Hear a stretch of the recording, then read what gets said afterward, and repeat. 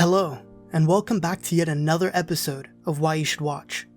Today's episode is a slight controversial one, receiving a lot of attention for when it came out, where most of the feedback would either be on a spectrum of highly loved or highly hated. But before I get onto that, I'd just like to say, if you're not already subscribed, please consider subscribing or hitting the like button if you really enjoy this. Also, you can always choose to unsubscribe later or dislike the video if you disagree. I truly do enjoy this anime, but I'll do my best to explain what's so grabbing about this show from a non-biased standpoint. Aldnoah Zero is most definitely an anime targeted towards edgy teens and young adults, and I'm more than happy to put myself in that category. It's layered with multiple angles of betrayal, regret, isolation, and neglect. The violence we see dullens our senses to get close to almost any character due to the anime taking place during a civil war between two different species of humans, Earthlings and Martians. Within this anime, we follow a path of how false propaganda and jealousy for power can lead to war, where those in charge of the Martian colony have been fed false lies to ignite an innate hatred for the opposing side through a peace treaty.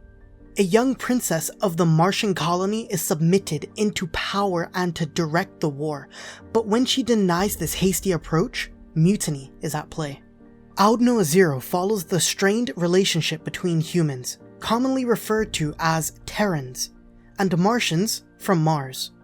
After an assassination attempt on the Princess of Mars, war breaks out with the Martians, whom wielding their sacred Aldnoah technology fight against the Earthlings. The show therefore depicts war from both sides. From here on in, the story tries to convey a subtle message, one that possibly says, being right depends from where you stand. This simple philosophical idea formulates into a story of two people with the same goal, but unaware of the other same goal. I will say, whilst watching the show, you might even get aggravated at some points, screaming at your screens, just saying, "Just talk to each other, it'll solve everything." But unfortunately, that never happens. I can once again relate this to my beloved Tokyo Ghoul, Season 1, where Kaneki and Amon could have solved almost all the wars and murders if they had just opened up and had a civil conversation explaining both of their sides. But this is done for a reason. To say that we as human beings, no matter where we move in the galaxy, we will always have one particular focus: ourselves. We always regard ourselves as more important than others, regardless if they want to achieve the same unified goal. Some of us would even go about slandering those around us by any means necessary with the fake persona just to manipulate those around us for power. But again, this is just looking further into the story from a philosophical standpoint. You don't have to agree with this notion at all. When it comes to the characters themselves, we are left with complete opposites. An Earthling freedom fighter whose emotions can change as much as a brick does in the sunlight, and a Martian servant whose ego and pride controls his every action and emotion. Following a character who doesn't smile, cry, laugh, or even get angry, or is essentially a robotic person, may be seen as a large con, as you possibly couldn't sympathize with anyone who doesn't convey any feelings.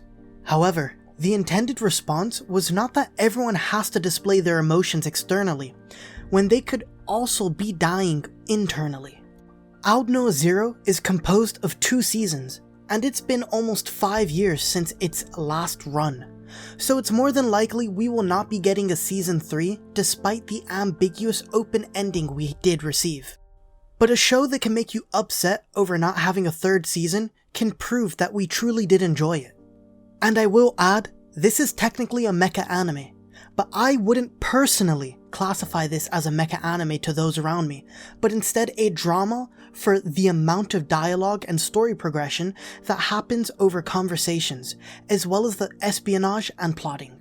I will say, unfortunately, the show is ruined by the large amount of anime logic, in which events favor the main characters too much rather than being slightly more realistic. For example, although the Martians have almost invincible mecha robots due to their power, the glaring and awful design of them leads to them being defeated with only the slightest bit of common sense.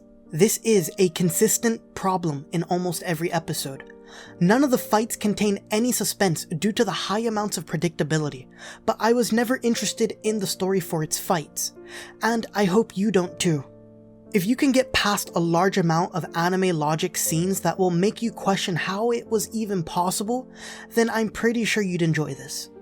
This is a controversial anime overall, where it's on a scale of 50-50 depending on who you ask, so I wouldn't expect everyone to like it, so you don't have to. But I do recommend it nonetheless. That sums up pretty much everything. I've been Youkai, thanks for watching, and peace out. Shadows settle on the plane.